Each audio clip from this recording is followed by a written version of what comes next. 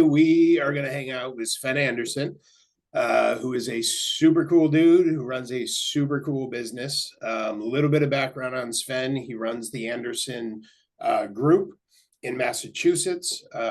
Their group focuses largely in the luxury market. Last year, I believe Sven has been in the business about 20 years, probably 20 plus at this point. We'll let him 24. fine tune the details. 24 years in the business. Last year, they did 118 units for 118 million and are on track to do 200 units for 200 million. So a pretty healthy business. I just had the luxury of being at Sven's Market Center's award breakfast about a week or so ago, which Sven obviously received one of the largest awards for him and his group and his production.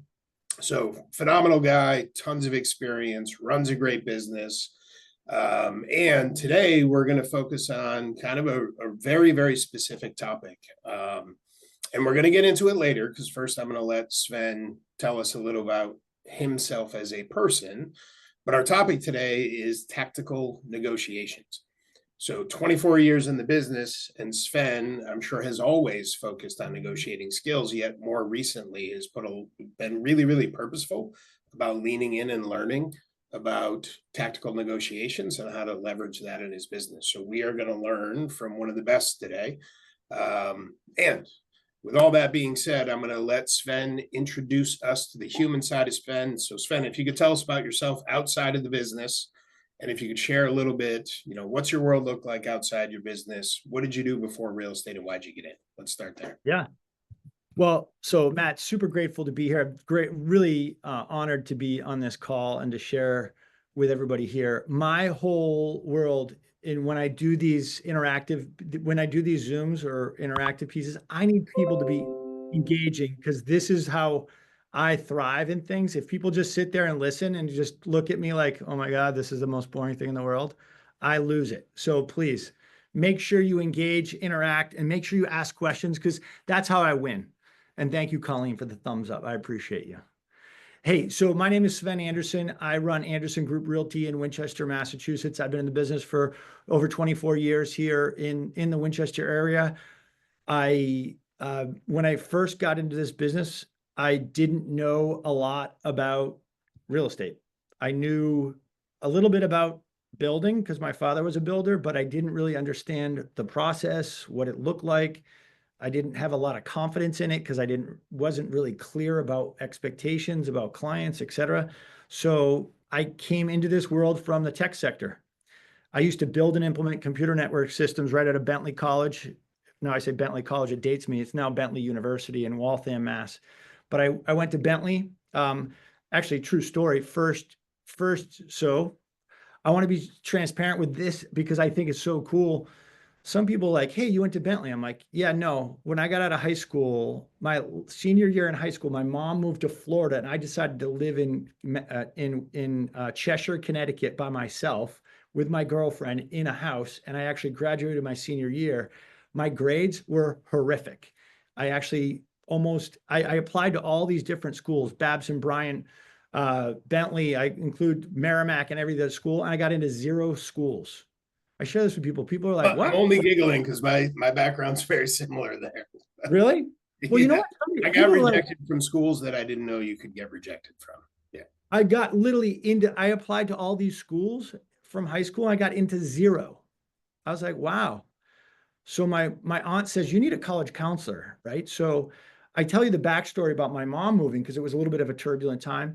But I'd say this story because people think, oh my God, you're so perfect. You do everything. You're in the luxury real estate space. You do all these things. And you're like, hey, you know what? Everybody has something, right? So my parents are divorced. My mom moved to Florida. I'm living in Connecticut by myself. I battled all these things.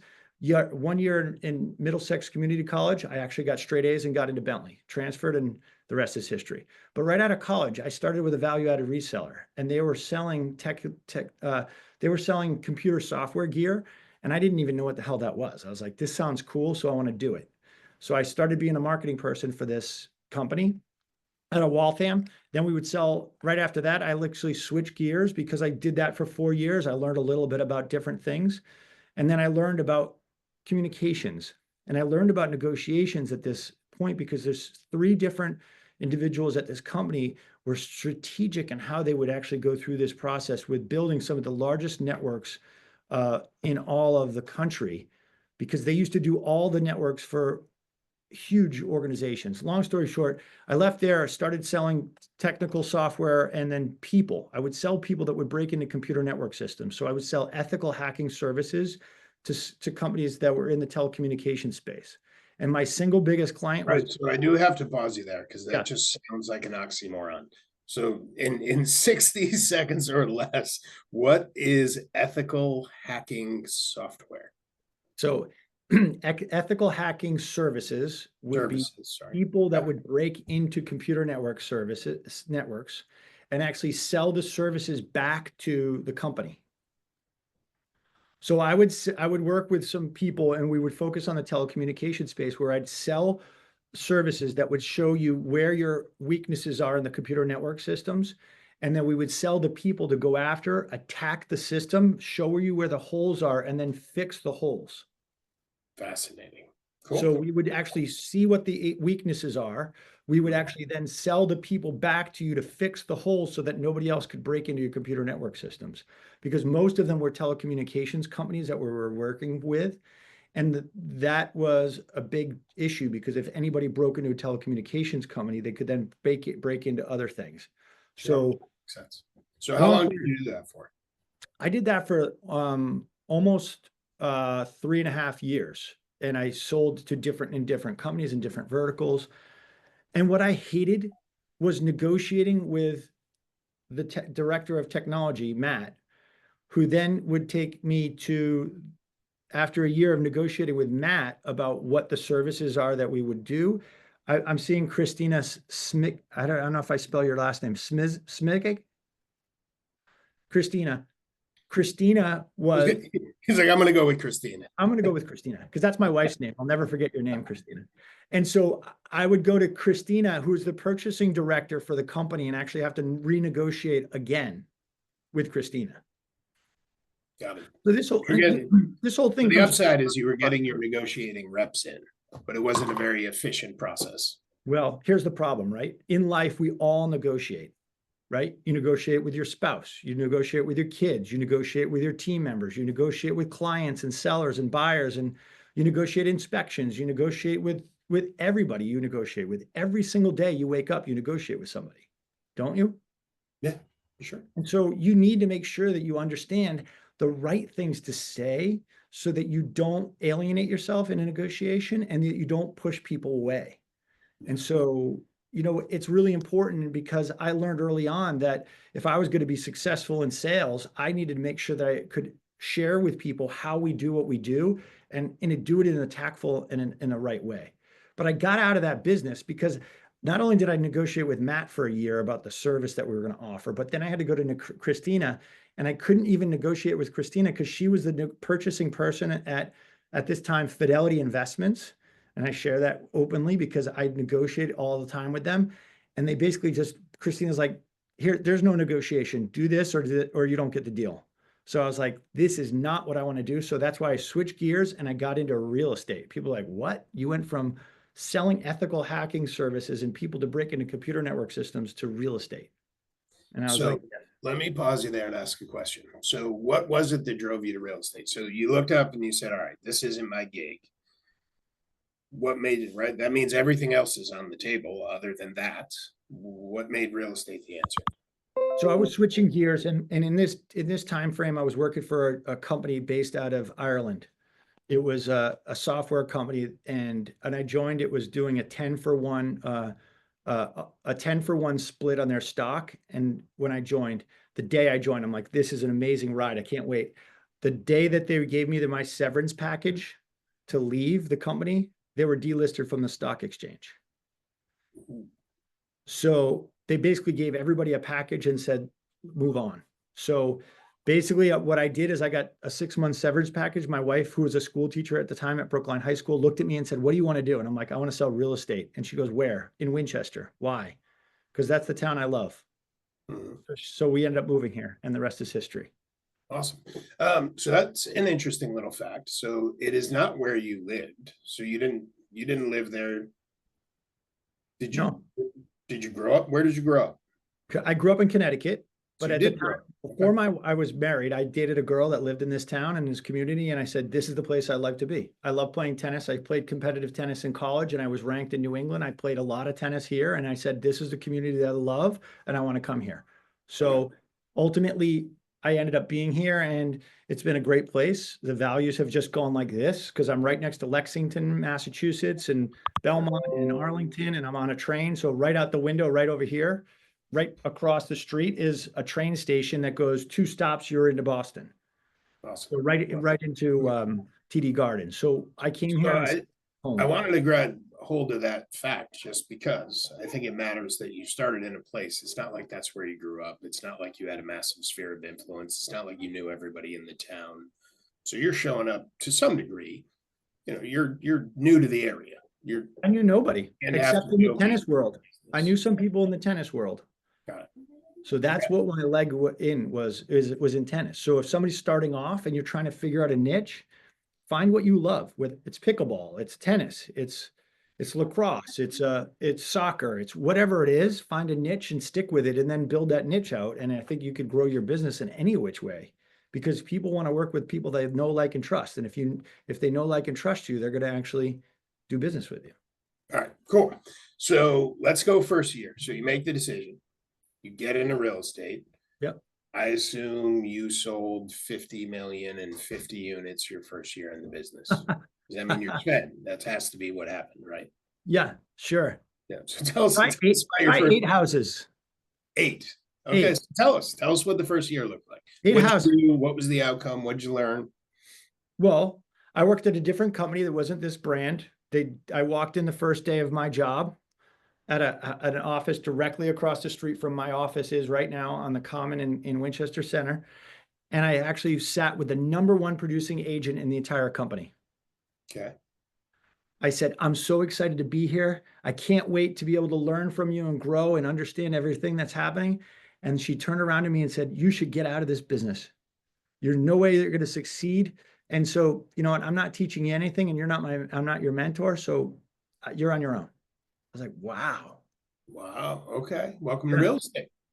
That was my first day. I was super fired up and pumped. Wow, cool. Collaborative. Hopefully the #2 agent was in the office and was a little nicer and a little more helpful. I think the end game was this, right? In life. And what I learned from that moment in life, I said, I will never, ever do that to anybody in my career, because it showed me that I said, there's no people in this world that deserve that. And if somebody wants to learn and grow, then call me. Let me understand. Let me share with you. And every single agent that calls me and asks me for time, I say yes. I block it, but I say yes, because I don't want that to ever happen to anybody again. And quite honestly, that was the worst thing that ever that triggered me. But you know what it did? It fueled so much passion in my belly, Matt, that I was like, I'm gonna kick ass in this Yeah. business. So it's funny, I had not quite as harsh, but a similar experience also with another company, also when I was newer. But I had the opportunity to list a higher end home that Yeah. was, a couple times above and beyond the average sales price in the area. So it would be considered a luxury home at the time. But I went to the top agent in my office and I said, "Hey, what do I need to know? Like, I've never listed a house at this price point. What's different? What do I need to know?" And her answer was, "What you need to know is you're not qualified and you should give me the listing. I'm happy to pay you a referral fee." That was the answer I got. Yeah. And I was like, "Oh, okay." Had a similar moment. Like, okay, all right. I know what is not my resource going forward. But yeah, it was an interesting experience. So first year in the business, we sold 8 houses. So tell us kind of quickly when you first got there. So you got shot down by somebody that you would have hoped would have been able to offer some advice. So now there you are. Like, what did you go and do in that first 12 months? So I determined, my wife looks at me, she goes, I have extreme ADD. I take medication and I love it and it changes my world, but I didn't at that time. So I was all over the place. Matt, how you want to buy a house? Great, cool. Cassie, you want to buy a house? Christina, Corina, you want to buy a house? I'm like, ah. And my broker owner at the time said, here's how you're going to get. I said, I want to do all this stuff, but I want to get some listings too. How do I get listings? He hands me a book. You know what the book was? I bet I can guess. A phone book. That's what I figured. That was the way back in the day. I was like, what's that? He goes, that's all your leads. Mhm. Oh, what do you mean? He goes, that's all of your leads. And nobody has it. If you're a millennial, you have like a phone. What's a phone book, right? What is that? The book with all the numbers of everybody that's in it are those your people that you would call. So every night I would be on the phone at between 4:30 and 8:30 at night. I'd be on the phone in my back of my apartment that I was renting with my wife, who's a school teacher, who's thinking, what the hell are you doing? Every night I'd be talking to people. Would you be open to have a complimentary CMA or a market analysis for your house, Matt? And if you'd be open to it, I'd love to share with you a little bit more about how and what we do for that. So Awesome. So cool. you were old school dial in for dollars in a Yeah, TCPA compliant way. correct. And that was back then. So it was like, oh, cool, here it is. So my first listing, ready for this? Signed. I walk in with a listing paperwork. Hey, how you doing? Good, good. I said, so your house is great. He's like, yeah, where do I sign? I go, what? He goes, where do I sign? I go, yeah, You're sure. like, I'm not actually sure. I'm like, I said to somebody beforehand, I'm like, hey, can you show me, just understand what I need to sign and what do I need to do? He's like, yeah, here. So as my hand's like shaking, I was like, so what's this thing mean? I'm like, well, it means that, let me read it to you. Blah, blah, blah, blah, blah. Let me do this. Cool. Sign my first listing. Ready for this? I'm like, wow, this is easy, this job. I love this job. That's how they all go, by the way. They're all just like that. All of them. Ready? Yeah. So I get back to the office the day. And I said, hey, I signed this listing. She's like, wait, where's that address? I said, it's this address. I'm like, I'm super excited. I'm fired up. I got the listing signed. He goes, that's going to foreclosure. I go, what? Okay. And let the learning curve begin, my friend. I didn't ask the question, what do you owe in the house? I didn't ask anything. I was like, here's the paperwork going to sign. And I literally got into this guy. This guy was basically going into foreclosure. He says, you got 30 days to sell the house. Okay. Holy crap. I sold it in a week. That was my first deal. So we have a quick question in the chat, which was, and you may have to ballpark this. How many calls do you think you had to make before you got your first listing from those calls? Was the question in the chat. 100 calls. About 100. Okay.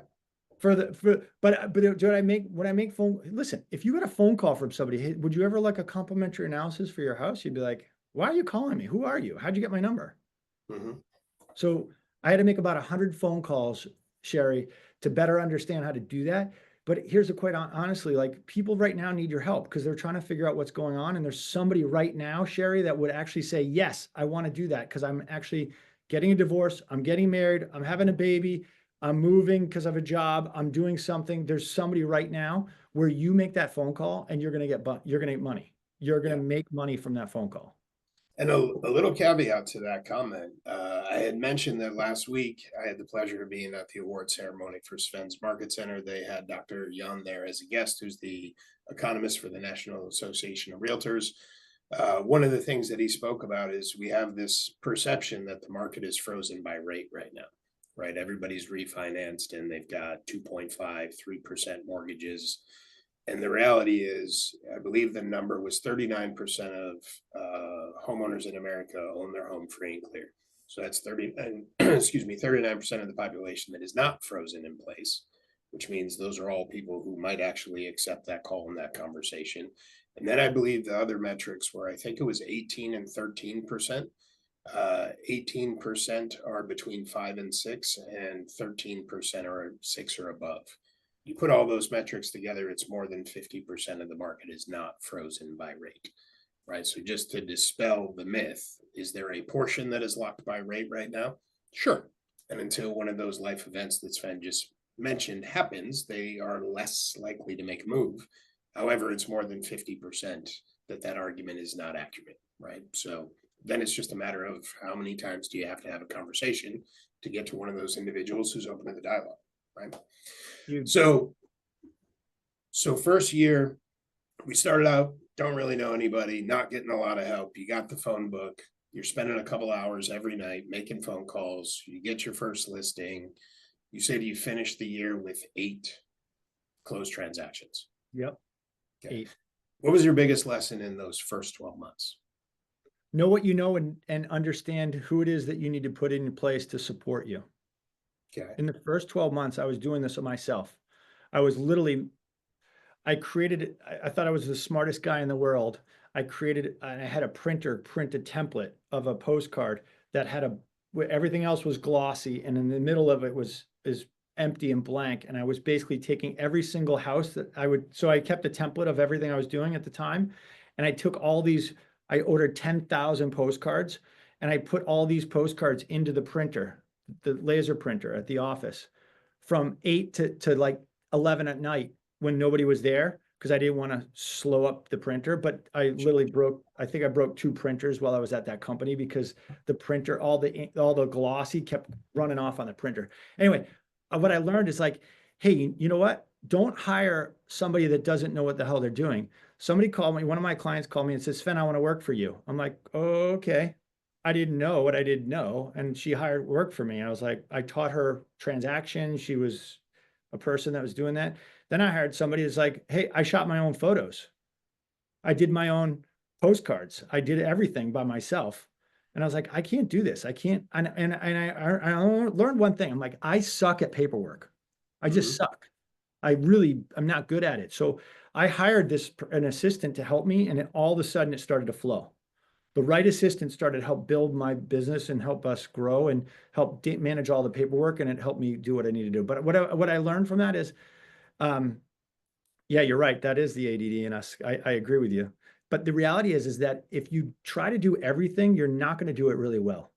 So now what we do is we have a transaction coordinator. I have a runner. I have a sign guy. I have I have my personal assistant. I'm actually looking for, and I'm hiring a listing coordinator to manage all the listing processes. And we're building out the pipeline. I have a virtual assistant in the Philippines, and they do different things for our business. And if you're trying to do this by yourself, you're missing you're missing a big piece of the business. You should be out doing deals, negotiating transactions, calling people, getting opportunities, and doing more with it, because the other stuff doesn't actually make you money. Yeah. And that other stuff that doesn't make you money should go to somebody else.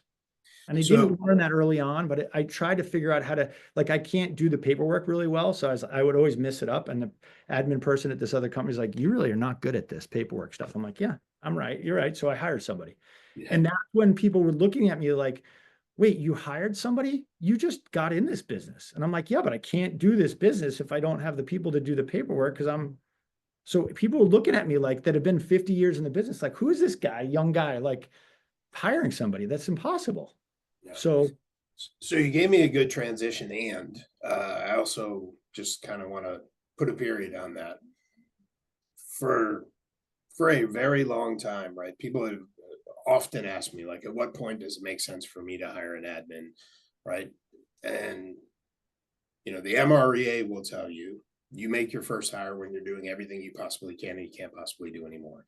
However, the world has changed, right? Sven recognized early on that one thing was not his strength, one thing was, and decided very early to leverage away what wasn't, which obviously allowed him to lean into his strength zone.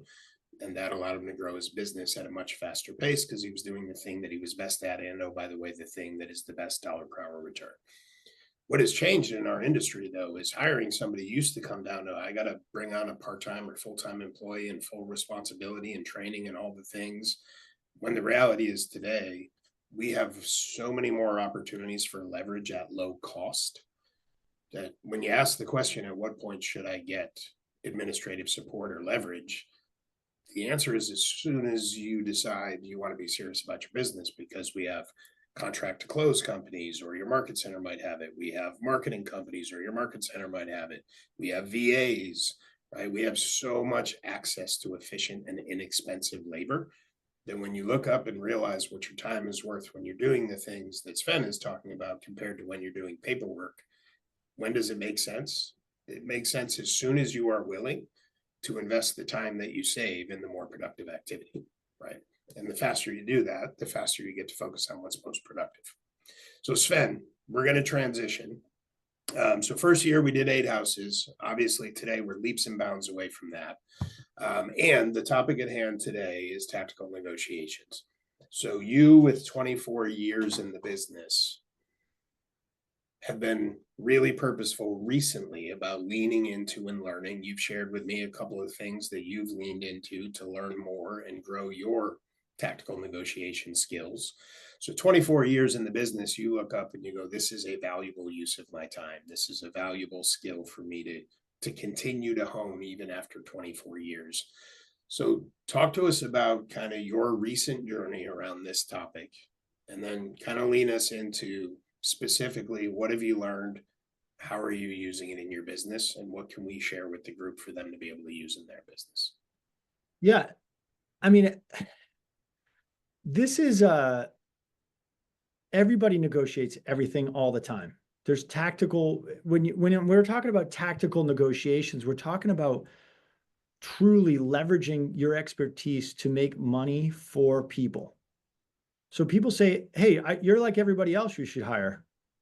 I'm like, oh, so the 24 years that I've been in the business to lean into the negotiation piece is really what you're hiring. You're not hiring somebody that's just done this for the first year or two in the business. So you're like everybody else. You put the sign in the yard, you do all, that's not the case. You're hiring me for my expertise on the negotiation and the marketing skills that I bring to the table. And when you hire me, you hire the best because I'm going to guarantee it. And what I mean by that is that you're going to recommend and refer me to other people or friends in your circle. And when we do that the right way, you're going to go online and you're going to look at all the Google reviews, because we have over 500 five-star Google reviews. And I don't make that up. The people write them about what we do and how we do it.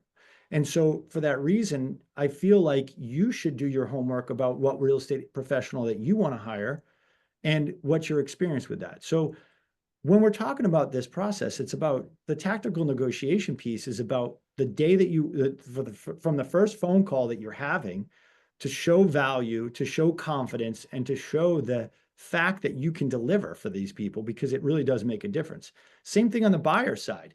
If you're not confident, and I teach all my team, the number one thing that people want out of a real estate agent is what? Confidence. If you're confident in finding me a house, then I'm going to help make that happen. And every single phone call that I work with my sellers, I'm like, we're going to sell your house. There's not one phone call that I end with that without that comment. Because what happens is it builds confidence in you no matter what. And I think what happens is most people that are trying to look at other agents, they don't feel that are confident in that individual. And when they don't believe in the confidence, they lose the curiosity, and that actually hurts their business. And I think the more confident that you are as an individual, either on the listing side or on the buy side, those two areas, you're going to lose clients. So the more confidence that you have, the better off you'll be. So it's funny on that topic. I remember being brand new and I was a listing agent out of the gate because, like you, I started in a place where I didn't know anybody. So if you don't know anybody, you have to prospect. When you prospect, it tends to generate listings, not buyers. An interesting thing I noticed, I was reasonably confident for a new guy. But one thing I did notice is the first year when I was going on listing appointments, people would ask me how long I had been in the business. The second year I was in real estate, I very rarely, if ever, got that question. And when I noticed that the second year, it made me look back on the first year and go, I can't put my finger on what it was, but clearly there was something that did show through, some lack of confidence that did show through, that caused the question. Because 12 months later, I didn't look any younger. I didn't look any less experienced. I was the same human being, but for some reason that question wasn't coming up anymore. In retrospect, there was something in my confidence that showed up on those appointments that at least caused the question, even if I did leave with the listing appointment. Because year two, that question didn't exist anymore, right? It was a confidence thing for sure. Well, when you're prepared, so this is what I say to people, and if everybody's listening to this, you need to make sure that I share this with every single one of my team members. Can I ask you a question?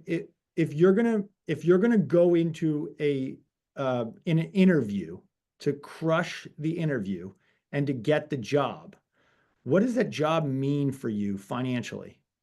And so when I talk to my team members, I'm like, listen, we're going to go to $1 million buyer meeting. or open house or video Zoom consultation or in-person consultation. What does this mean to you financially if in fact you work with this client? Like, you've got to prepare for it the right way. Because if you're not prepared for it, to your point, Matt, you're walking into this room and you don't know your stats, you don't know your data, you don't know the listings, you don't know the comparables, you don't know all these things, you're going to lose, ladies and gentlemen. So the confidence level that you bring to the table is going to be huge. Yeah. And I always ask the people, I'm like, when you go through this process, you're going to have the confidence level or not. And people are going to judge you yes or no in the first minute when you're meeting with them and talking to them, whether you're knowledgeable about the process or not. And they're going to hire you based on some of those things or not. And so making sure that you're bringing forward that confidence piece, but also having some ability to be able to understand the negotiation process and what that looks like with some stories, that's how you're going to win. Because when you could talk about stories about what they've been put in or what they're going to go through, and you share with them what you've already done, that already immediately builds the confidence for them. So share, if you could, based on the last year, 18 months, whatever the time frame is that you've been specifically and purposefully leaning into building your skills and learning this tactical negotiation, give us an example of something that you've learned that is duplicatable, that the guests on the call today can think about and put into place in their conversations with their own clients in their own negotiations. So I'm going to lean into, so there's some books behind me if you haven't seen them, and it's called Exactly What to Say. Okay, great book. So if you haven't read Phil Jones's book, Exactly What to Say for Real Estate Agents, go buy it today. Just Amen. buy it. Yes. Okay. Great. Because this book was transformative for my team. My friend Jimmy Mackin from Boston created the book with Chris Smith and Phil Jones. I read the book. I'm like, who is this Phil Jones guy? Because I know Jimmy personally, which was cool. And so I called Jimmy. I said, Jimmy, I want to buy 150 of these books. And he's like, what? I said, I want them all signed by you. And he said, great. So he signed them all and sent them to me. I said, hey, who's this Phil Jones guy? He's like, well, he's the guy that collaborated with us. That introduced me to him. That introduced me to have a conversation with Phil Jones, to have him fly from New York to Boston to train my entire team on exactly what to say.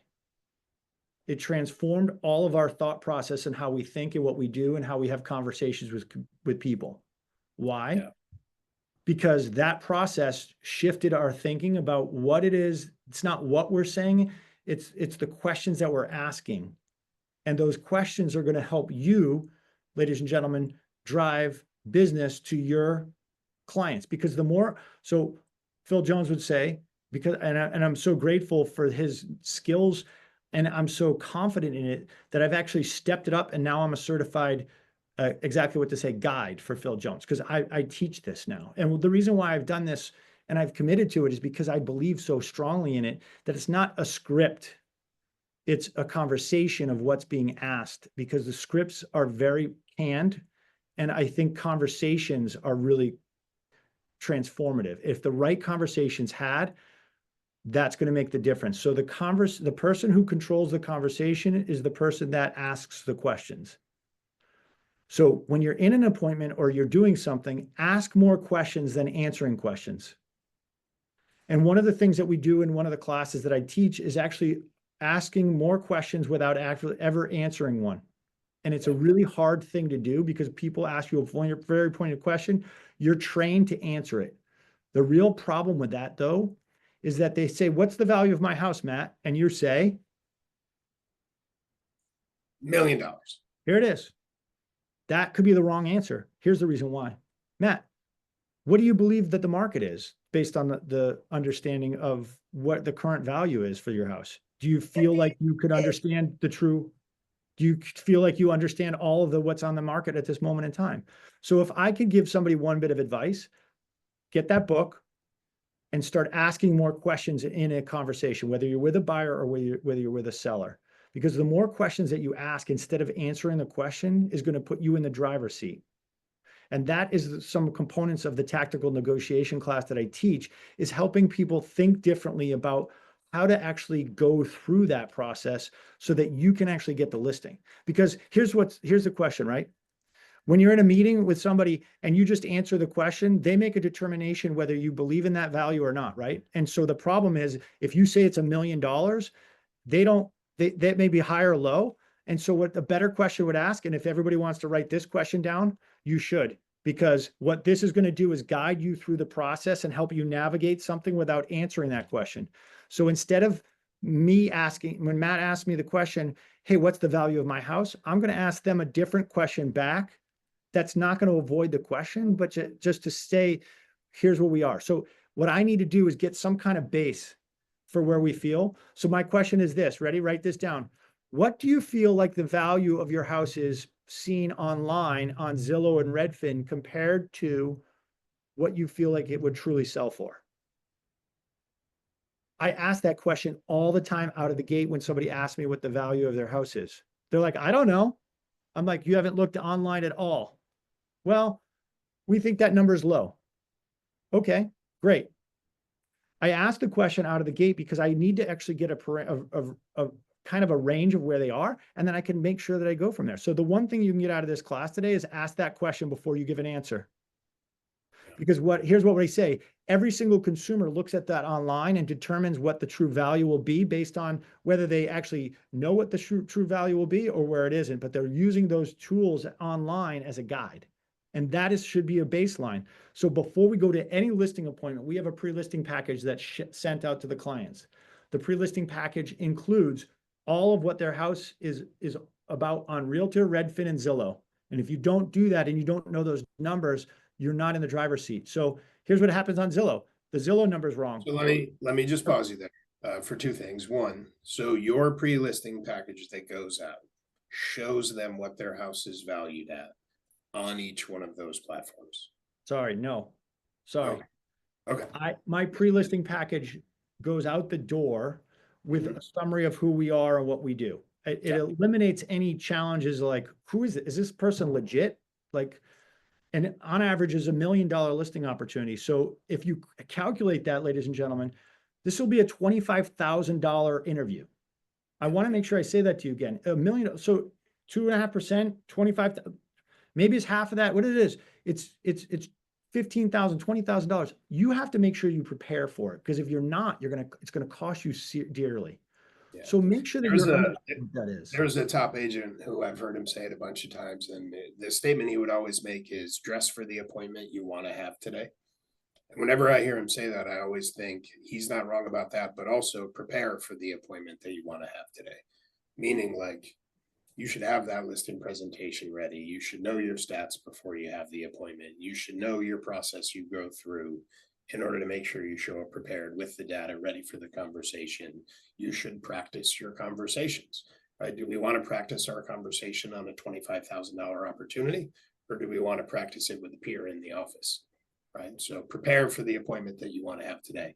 I do have to ask you, will you repeat that question one more time? Because somebody said they could not type fast enough. The one question you have to ask everyone is, what do you feel the value of your house is compared to the online data on Zillow, Redfin, or Realtor.com? That's going to give you the truest understanding and the most valid understanding of where these people are. Why? Because it doesn't actually pigeonhole you into a price. And I never give anybody a price for their house out of the gate because I'm wrong. Why am I wrong? You're like, wait, you're not wrong. You've been doing this forever. You know what you're doing. You can price every house in your sleep. I'm wrong because you know why? If I give you a price today, Matt, and you don't put the house on the market for 3 months, it's a wrong price. Do you agree with that? Yes. So I need to make sure that I say, here's the price range, because if I don't give you a price range, you can't make a decision, but I'm not going to overprice it or I'm not going to underprice it. I'm going to price it in a range that makes sense when you're ready. Because if I give you a price today and you don't list it for 3 months from today, that's not the same price. It could go up or down, and you can look at me and say, Sven, sell my house. And I'm like, that's the wrong price. Yeah.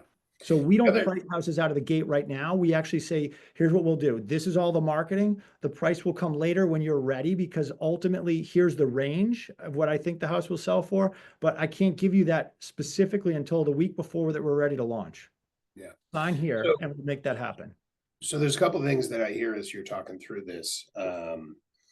So one is, with that conversation about not giving the price up front, there's really two opportunities to be wrong. One is to be wrong based on timing. The other one would be to be wrong based on perception. Right. So if I'm the seller and I have a very different perception of price, we all know perception is reality. Well, I could be wrong right out of the gate by answering that question based on that seller's perception. And in that situation, I'm immediately on my heels. Right. So by answering that question early and possibly being wrong based on their perception, never mind timing, all of a sudden the focus is on the answer that Sven gave that I didn't like, rather than the real value of working with Sven, which is everything that Sven does, right? So part of managing that conversation and making sure you're controlling the conversation with questions is also to make sure that the person you're having a conversation with is focused on what actually matters, right? Which is, am I going to hire the person who's going to give me the best experience and the best outcome, right? We can lose control of that conversation when we let them guide the conversation rather than us. Karina, I see you have your hand up.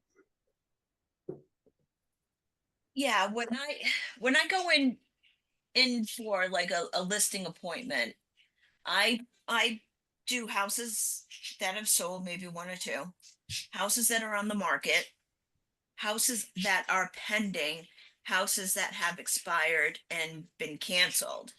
Because you're right, when you go in to see them, you don't know really if they're going to list with you today or if they're going to list with you in a few months or next year or 5 years. But if you sit there and you're sitting across from somebody and they say they're not, I'm ready to list, but I have to get some things done. I'm like, okay, fine. Then all these people right here that are on the market, they're going to go pending, and these guys who are pending are going to be what your value is when the time is coming.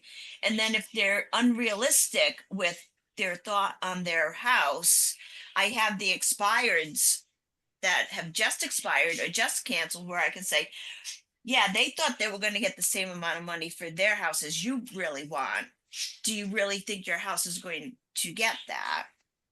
So it's all about educating them on, on everything and being quick on your feet to be able to tell them exactly what it is that they're thinking and that they may want to rethink it. Not that they're wrong, but it has to be thought in a different way.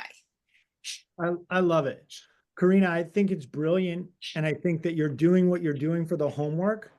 But I think sometimes people are not, I'm all about data. I'm like, okay, the average price per square foot in this town is between $562 and $672. And there's $700 square foot houses that sit on the market. So if you ask me the question, that's what my number is. So if you don't know your price per square foot in your town or your area or wherever you're going, for the average sales price of 6 months of sold data in that price band for that property, then you're missing the boat, ladies and gentlemen, number one. But number two, here's what you might want to do, Karina, is ask this question, and everybody should write this down too, because this is an important question that I use all the time. This question is really the critical component when you're actually talking about listing a house. Can I ask you this question, Mr. or Mrs. Seller? If I price your house at this price point, do you think, based on all of the other properties in this price category band, do you think that your house will sell the other house, or will this other property sell your house? Because here's what we're doing. Say that question again, Sven. Okay. All right. Good. So it's a good one. This is a critical one, because here's the problem, right? People think that their house is worth $50 million. And I say everybody thinks their house is worth more than it really is sometimes. But what we do is we want to make sure that we're pricing critically. I share this with people. 85% of what you're doing is hiring me to make sure that I help guide you through the right pricing structure for your house. Because if I price it correctly, you're going to love me. And if I price it incorrectly, you're going to hate me. Number two, and I'm going to repeat this, and everybody should write this down or take your camera and videotape this right now so that you have it and you can use it when you want to steal this, because this will be recorded, but you should steal this right now. Here it is. When I price your house at this price point in the price category that we have all the houses, and we're not using all the price, ladies and gentlemen, you have to be within the price band of what's on the market today. So if it's $1 million, you have to use $900,000 to $1,200,000 or 850 to $1,300,000, like a price band. And what you're going to ask that is a very, very important question. The number one question that I ask everybody is, if we were to price it at this price point, do you feel like your house would actually sell the other houses over here, or will the other houses actually sell your house? Because what people do, ladies and gentlemen, and Mr. and Mrs. Seller, what people do is they evaluate what's on the market, and then they actually make a determination with which house is better, right? Don't you? You use what's on the market with choices, and then you say, based on all these choices, this is actually a really good value or not. And if it's not, it actually sells the other property. So will you want your pricing to either sell your house or sell somebody else's house? That's critically important. Love that. I do that too, but I say to the clients, say one of two things are going to happen. We're going to price your house and it's going to sell somebody else's house, or we're going to price your house and somebody else's house is going to sell your house. And then that's when I say, well, what's the price that what are you thinking? This is what you're thinking about. If you were looking at that house and this house, which house would you pick? Your house or their house? And then I'll go to one that's less. But I do the same thing, but with less words. Good. So Sven, we're gonna if you slow it down to speed it up, you'll make more money, ladies and gentlemen. Sorry, I'm talking a lot about it, but I think it's important, specifically on the buy side or the sell side. You could use that on anything. Yep. So we're gonna do a bonus lightning round. So we're gonna do a pre-lightning lightning round, and Okay. Sven doesn't even know I'm about to do this to him, so I'm totally putting him on the spot. Here we go. Here's what we're gonna do. We're talking about questions, and I think it's super valid what you're talking about. Is the more that we can reframe things as questions, the more we allow somebody else to get to the answer instead of us giving them the answer. And it's always easier to accept your own answer than somebody else's, right? So it's really, really powerful to learn how to convert answers to questions. So we're going to do a little question lightning round. So I'm going to ask you a question and you're going to give me one question back. So I'm going to throw questions that we get in the field, and you're going to hit me with your first question, and then we'll do another one, then we'll do another one, then we're going to go into the lightning round, and then we'll open up for questions. Great. Ready? So here's what we're going to do too. I have this in a presentation for all the questions. So there's no question that you're going to ask me that I can't have a question to. So go ahead. All right. This is important, ladies and gentlemen. Listen to this, because this is going to help you in what you're doing. If you slow it down with asking more questions instead of just giving the answer right away, you're going to win in any conversation, whether that's with a buyer or with a seller. And if you're not going 4 levels deep, you're not doing your job. Yeah. 4 levels deep, meaning asking enough questions to get clarity around why the person's asking you the question. And you're going to hear it from me. So listen for it, please, because it's going to make a difference when you're in a negotiation or when you're working with a buyer or seller clients. If you don't go 4 levels deep, it won't give you what you need. So here we go. Fire away. All right. So first one's going to be kind of a soft pitch, right? It's one we get all the time, but soft pitch question.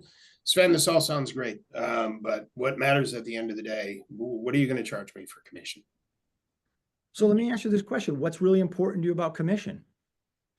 I want to make as much money as I can out of this transaction so that I can go do the thing I'm going to do. I'm going to buy a big chunk of land and I'm going to open a Buddhist temple. I'm going to make clay pots and live in a robe and sandals, and it's going to be super chill, but I need every dollar to do it. Perfect. So let me ask you a question. What does every dollar mean? Does it mean getting out of the house quicker or for the most money? Or does it mean that you would do any renovations in the house to get you the greatest return on investment for that house? I guess it could be any one of those 3 things. Again, at the end of the day, I want to be able to net the most that I can so that I can have as much land to make as many clay pots as possible. And I'm going to need more than 1 pair of sandals because you can't wear the same sandals every day. So just netting the most amount of money at the end of the day is going to be super important. So sandals are important to you, and I hear that super loud and clear. And so if I get you 55 more pairs of sandals because you do some work up front, to prepare your house with maybe some painting or staging or anything else. Can I ask you a question, Matt? Do you have the funds to do that before you put it on, or do you prefer to actually just put the house on the market the way it is and sell it the way it is?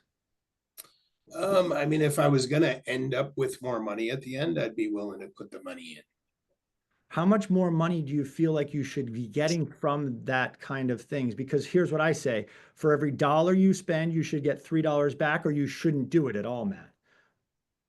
I mean, if I could put $1 in and get 3 out, I'd be willing to put the dollar in.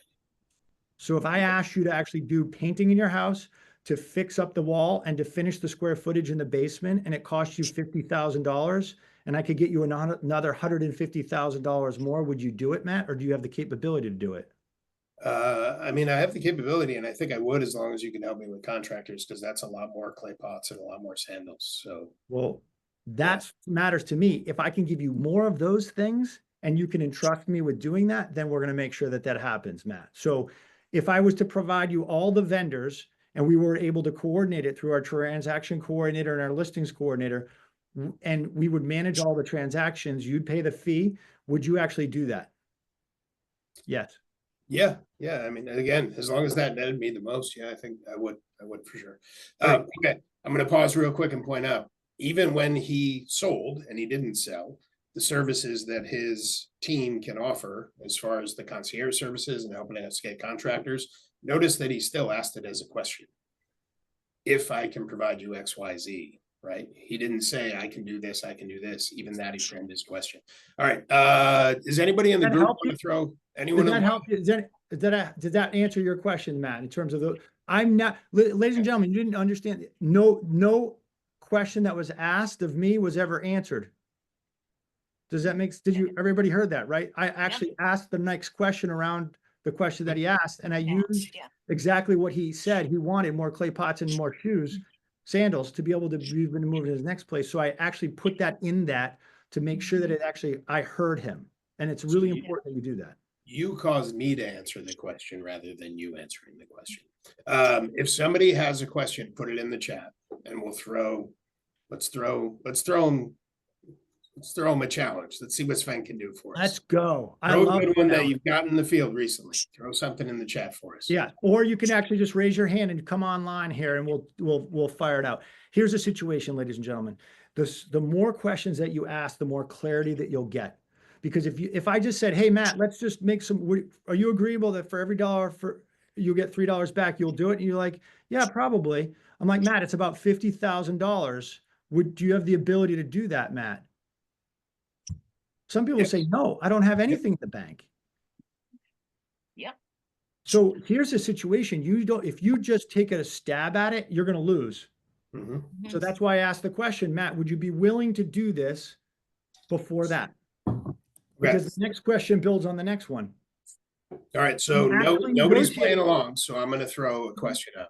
Nobody's playing. Come on. Nobody's Somebody playing have one? Come Five. on. All right, we got one. We got one. Christina, you're up. Okay. How do you handle a situation when you know that you're going against another agent? You did all what you were supposed to do in order to guide the client towards the right price range for listing. But the answer from them is, well, the other agent is telling me that I can list it for higher, and I'm going to go with that. Okay. Sure. Right. How do you handle that? Great question. I'm going to take that and I'm going to throw it at him as a question. So Sven, I had somebody else here yesterday and they gave me a price that was $150,000 higher than yours. Why is your price so low? Yeah. So let me ask you this question, Matt. In terms of the pricing, did they consider every comparable that's on the market right now? And did you look at what's on the market currently compared to everything else out there? And is that pricing with being in the house the way it is right now, or with any modifications to the house? They didn't really talk about modifications. I mean, they had, pictures of listings and some stuff that had sold that they kind of talked about briefly. So, I mean, they did look at the market. We didn't talk about repairs or no repairs or any of that. They just said they, had done their analysis and that was their number. And it was, I think 150 more.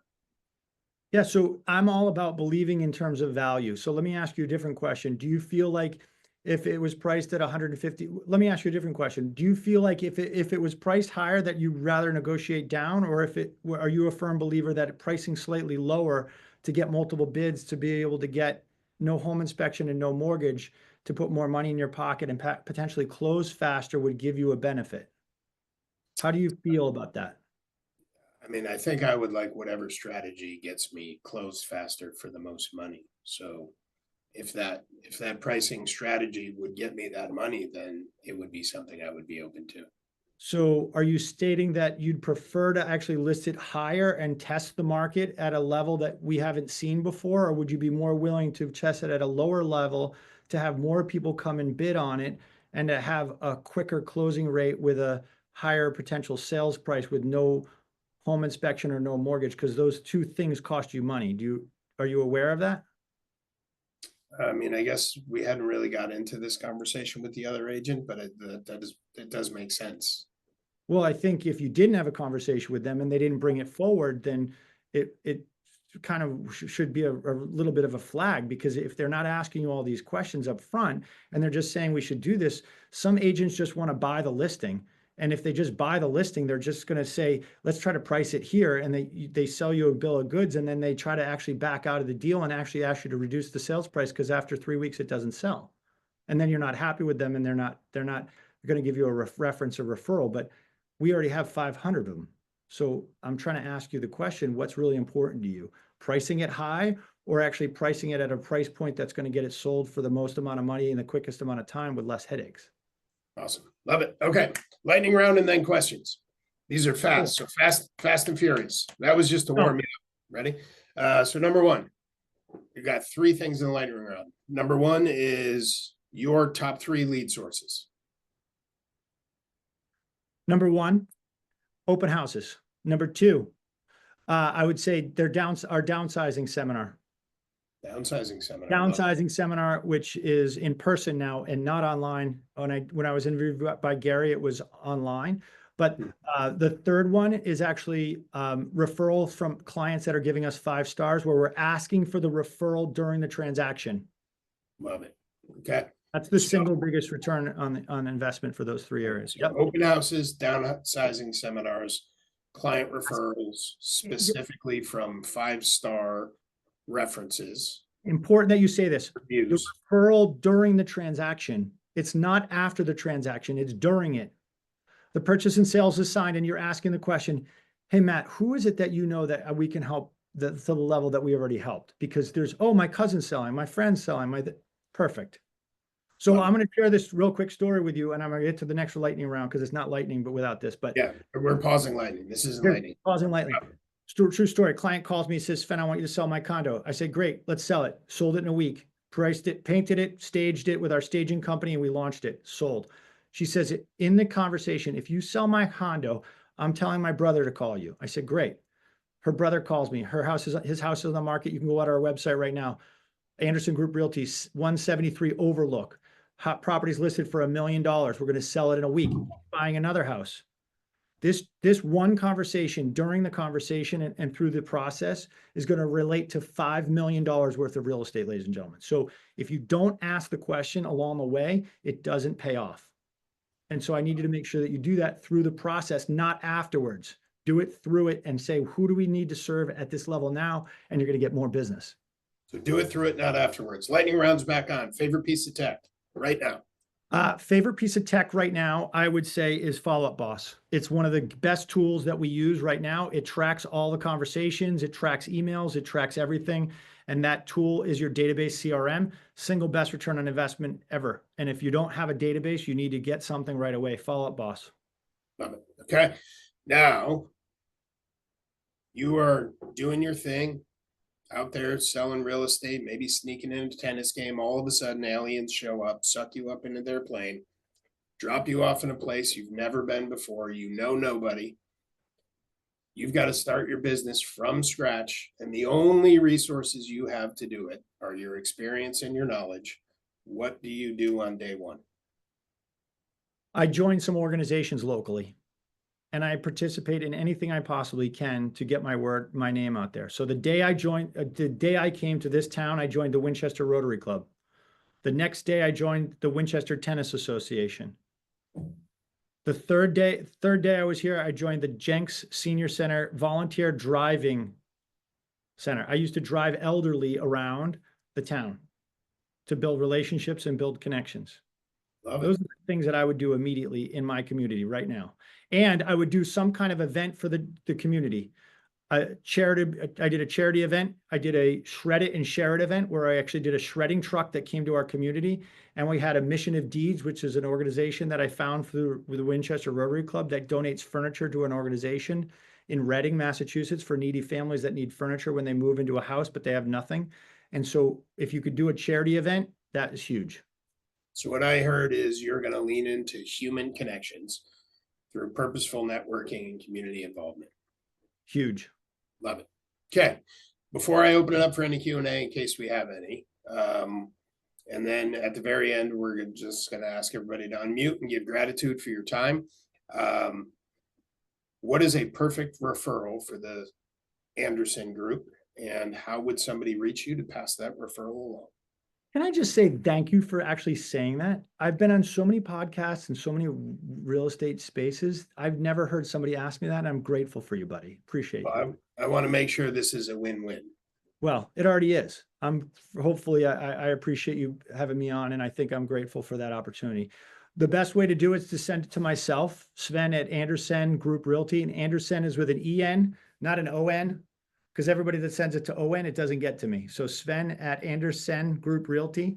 We serve Arlington, anything Boston or anything north of Boston. So we serve everything that's actually just north of Boston. So Cambridge, Somerville, Wakefield, Reading, Winchester, Lexington, Belmont, Arlington. So anything that's just north of Boston, we'll serve. That's your route. Love it. Yep. And then last thing before we open it up for questions and gratitude, you mentioned you're now certified, and you are actually, I believe, leaning into going out and actually training the tactical negotiation skills. Is that an accurate statement? Yes, it is. Okay. Awesome. So this is going to get weird if I don't get it, but here's what I'm going to do. If you can find the little heart button that's under your reaction. So if you'd like to see Sven live teaching this content, then hit your heart buttons so that I know that would be of value to you, and we will figure out how to get that done, get Sven in to teach tactical negotiations live. I see hearts. Cool. Oh, I see lots of hearts. Oh, tons of hearts. Hearts everywhere. And there's also I'll flip everybody the $5 when I see you. It's $5 awesome. Coming your way. All right, cool. So it's a go. So Sven and I are going to figure that out. All right. Anybody have a question they want to? I have one last thing. I want to share this with people. I want to have one last thing. I'm teaching a couple different things. There's a navigating the luxury real estate market with his 1-hour Zoom that's coming on March 31st. And if somebody if you want to email something, I'll send it back to you.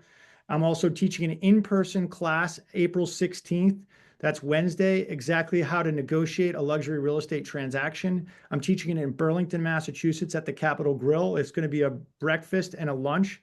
It's $200, and it's going to be engaging, fully basically full day of engagement about learning how to tactically negotiate real estate transactions.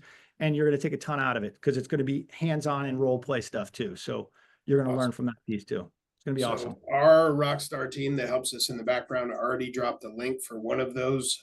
We will also get the second link, and we will make sure that it goes out with the follow-up email along with the recording. Before we unmute and show gratitude, I can take one because we're a little over. Does anybody have a burning question they want to make sure they ask Sven before we show gratitude and move on? Joan has had her hand raised kindly, so Joan, go for it. Joan, where are you? Thank you. This isn't a burning question, but I was just curious. Sven, thank you so much. This has been an excellent share. Really appreciate it, all the information and what you do. But you mentioned stories, that you share stories when you have that first meeting with a client.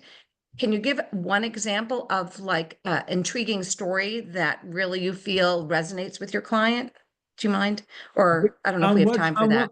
On what I'll give a story, but what level? On a seller side, on a buy side, on Seller, listing, presentation, Great. story.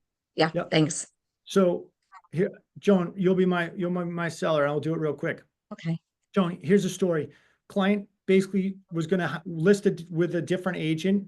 I actually talked to them and had this conversation I just had with you, Joan. And what they did is they decided to list with me.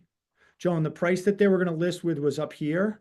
And what we found out is that if we priced down here in the right level within the price category that we were talking about, and we priced it correctly and we marketed it aggressively with our social media and all of our blitz that we handle when we position the house correctly, in addition to the staging of the house and all the prep that we did to actually get gross living square footage up, Joan, we were able to sell the house for $215,000 more than the list price. And it was actually, it actually exceeded the price for what they were going to list it for. So Joan, you can do your homework and your math, but if you ask that client the question, and if you want to call them, you can actually talk to them directly. You can understand exactly what that is all about. So what we did is we added gross living square footage in the attic. We actually put heat, we painted it, and they liked my ideas. So they hired us, and that's how we sold the house. And true story, because it's happening right now. That's fabulous. Thanks. Great share. Perfect. Really appreciate it. I'm glad it could help. Thank you. Absolutely.